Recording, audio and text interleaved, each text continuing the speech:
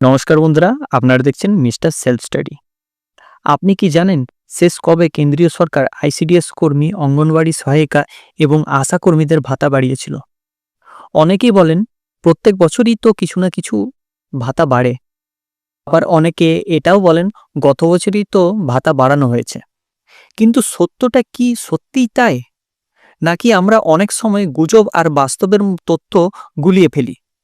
আজকের এই ভিডিওতে আমরা কোনো রটনা নয়, কোনো আন্দাজ নয়, সাল তথ্য প্রমাণ দিয়ে কথা বলবো। আর ভিডিওর একদম শেষে জানাবো আসন্ন বাজেটে কি হতে পারে, কবে বাজেট ঘোষণা, কবে পেশ এবং বাস্তবে কতটা আশা রাখা উচিত।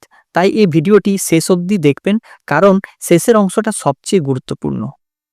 নমস্কার বন্ধুরা, আরও একবার স্বাগত আপনাদের প্রিয় চ্যানেল মিস্টার সেলফ স্টাডিতে। সরকারি আপডেট, চাকরি সংক্রান্ত খবর, আইসিডিএস আশাকর্মীদের নির্ভরযোগ্য তথ্য এই চ্যানেল নিয়মিত দেওয়ার চেষ্টা করি। প্রথমেই একটা বিষয় পরিষ্কার করে নেওয়া দরকার।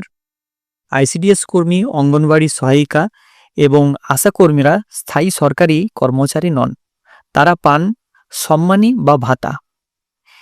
এটার মানে কি না, এটার মূল বেতন নয়, বরং কাজের বিনিময়ে একটা নির্দিষ্ট ভাতা। এখন প্রশ্ন হলো, এই ভাতা বাড়ানোর ক্ষমতা কার হাতে? দেখুন, মূল সিদ্ধান্ত থাকে কেন্দ্রের সরকারের হাতে। তারপর রাজ্য সরকার চাইলে অতিরিক্ত যোগ করতে পারে। এটাই পার্থক্য, অনেকেই বোঝেন না। এখন আসি আসল প্রশ্নে। শেষ বড় কেন্দ্রীয় ভাতা বৃদ্ধি হয়েছিল 2018 সালে। হ্যাঁ বন্ধুরা, 2018 সালেই শেষ বড় পরিবর্তনের বছর। 18 সালের সে ঐতিহাসিক সিদ্ধান্ত, কেন্দ্রীয় মন্ত্রিসভা সিদ্ধান্ত নেয়, কার্যকর হয় 1 অক্টোবর 2018 থেকে। তখন কি পরিবর্তন হয়েছিল? দেখুন, অঙ্গনওয়াড়ি ওয়ার্কার যারা ছিলেন তাতে 3000 থেকে 4000 টাকা করা হয়েছিল। মিনি অঙ্গনওয়াড়ি ওয়ার্কার যারা ছিল তাদের 2250 থেকে 3500 টাকা করা হয়েছিল। অঙ্গনওয়াড়ি হেল্পার যারা ছিল তাদের 1500 টাকা থেকে শুরু করে 2250 টাকা করা হয়েছিল। এর পাশাপাশি যুক্ত হয়েছিল পারফরমেন্স বেসড ইনসেন্টিভ, অর্থাৎ কাজের ওপর ভিত্তি করে অতিরিক্ত টাকা পাওয়ার সুযোগ। এটাই ছিল শেষ বড় সেন্ট্রাল লেভেল ইনক্রিজ। তারপরে কিন্তু সেন্ট্রালের আর এত বড় ইনক্রিজ কিন্তু নেক্সট টাইম হয়নি। এবার একটু হিসাব করি, 2019, 20, 21, 22, 23, 24, 25, 26 এই এতগুলি বছরে কেন্দ্রীয় বাজেটে বড় কোনো সম্মানী বৃদ্ধি ঘোষণা হয়নি। অনেকেই বলেন গত বছরই তো বেড়েছে, কিন্তু বাস্তব সত্য হলো যেগুলি বেড়েছে তার বেশিরভাগই রাজ্য সরকার নিজস্ব সিদ্ধান্ত। এই জায়গাতেই সব থেকে বেশি ভুল বোঝাবুঝি হয়। যদি রাজ্য সরকার বাড়ায়, শুধু সেই রাজ্যের কর্মীরাই সুবিধা পাবেন, কিন্তু যদি কেন্দ্র সরকার বাড়ায় তাহলে সারা ভারতের সব কর্মী একসাথে সুবিধা পাবেন। তাই 2018 সালের সিদ্ধান্ত ছিল এত গুরুত্বপূর্ণ। আজ 2026 সালে দাঁড়িয়ে পরিস্থিতি কি? কাজের চাপ বেড়েছে, দায়িত্ব বেড়েছে, কাগজপত্রের কাজ বেড়েছে, ফিল্ড ভিজিট বেড়েছে, কিন্তু সম্মানই প্রায় একই জায়গায়। একজন কর্মী মাসে যে টাকা পান সে টাকায় সংসার চালানো অত্যন্ত কঠিন। এটা আলাদা করে বলার কিছু নেই। এবার আসি কেন্দ্রীয় বাজেট 2026-27-এর নতুন আপডেটটি নিয়ে, যেটা নিয়ে আজকের এই ভিডিও বানানো। এই বাজেটে অঙ্গনওয়াড়ি কর্মী, সহায়িকা এবং আশাকর্মীদের জন্য কি ঘোষণা হয়েছে, কি হয়নি, আর কোন বাজেটে মূল ফোকাস কোথায় ছিল? বন্ধুরা, আমরা জানি গতকাল 1 ফেব্রুয়ারি কেন্দ্রীয় বাজেট পেশ হয়েছে। আর স্বাভাবিকভাবেই সবার মনে একটাই প্রশ্ন, আইসিডিএস কর্মী এবং আশাকর্মীদের সম্মানে কি বাড়ল? অনেকেই আশা করেছিলেন এই বাজেটে একটি বড় সিদ্ধান্ত আসবে, কিন্তু আজকের এই বাজেটে আনুষ্ঠানিক ঘোষণাগুলি খুঁটিয়ে দেখলে অঙ্গনবাড়ি ও আশাকর্মীদের সম্মানী বৃদ্ধির বিষয়ে কোনো সরাসরি উল্লেখ কিন্তু চোখে পড়েনি।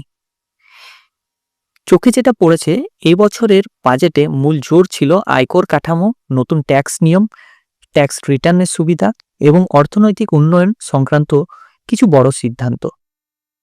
কিন্তু স্বাস্থ্য পরিষেবা ও মাঠ পর্যায়ে কাজ করা অঙ্গনওয়াড়ি ও আশাকর্মীদের সম্মানী বৃদ্ধির প্রসঙ্গ আনুষ্ঠানিক তালিকায় স্পষ্টভাবে উঠে আসেনি। পুরোপুরি কিছুই নেই এমনটাও নয়। বাজেটে নারী ও শিশু কল্যাণ সংক্রান্ত প্রকল্প চালিয়ে যাওয়ার কথা বলা হয়েছে, পুষ্টি ও স্বাস্থ্যকেন্দ্রিক বরাদ্দের কথাও উল্লেখ করা হয়েছে। কিন্তু এখানেই একটা বড় প্রশ্ন তৈরি হয়, প্রকল্পের জন্য বরাদ্দ থাকলেও কর্মীদের ব্যক্তিগত সম্মানীর বিষয়ে নীরবতা কেন? আজকের এই দিনে অঙ্গনওয়াড়ি কর্মী, আশাকর্মীর দায়িত্ব আগের তুলনায় অনেক বেড়েছে।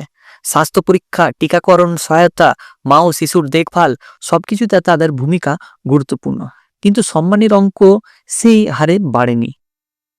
এটাই তাদের কাছে সবথেকে বড় উদ্বেগের জায়গা। ফলে কি তাদের আশা একেবারেই শেষ? না, একেবারেই নয়।